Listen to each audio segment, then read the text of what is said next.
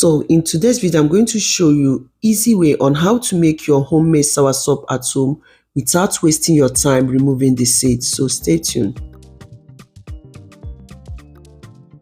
So to make your soursop drink, you will need ripe soursop.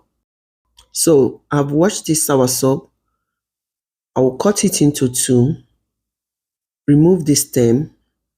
Soursop is high in antioxidants which will help to protect you against various health conditions.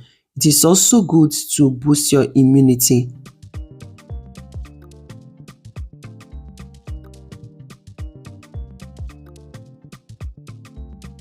Then I'll start by peeling off the soursop skin.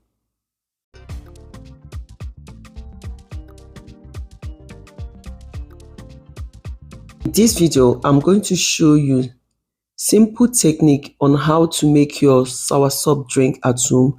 You don't need to waste your time removing the seed. So when I'm done removing the skin, I'm going to add the pulp into the blender. Add water.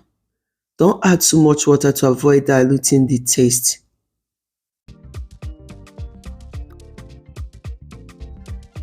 So I'm going to cover the blender. You are not going to blend. You'll be making use of the pause setting. So you press the pause button like 6 or 7 times. As you're pressing the pause button, you will notice that the seeds have removed. Then you can turn off the blender. Use your sieve to sieve to get the juice. You can notice that I did not break the seed. Then I'm going to sieve to get the juice.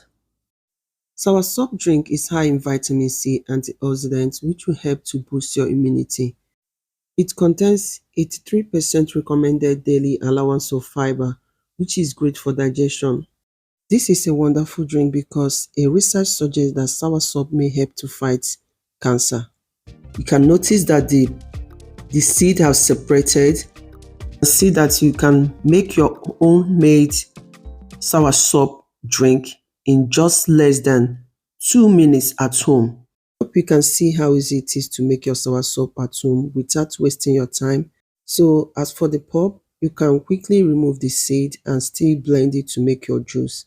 You can use this soursop drink to make your ice cream or add it to your smoothie. You will enjoy it. I hope you can see how easy it is to make this soursop drink at home. This drink can be used to treat a wide range of health conditions, and I hope that this video is helpful. Thank you all for watching.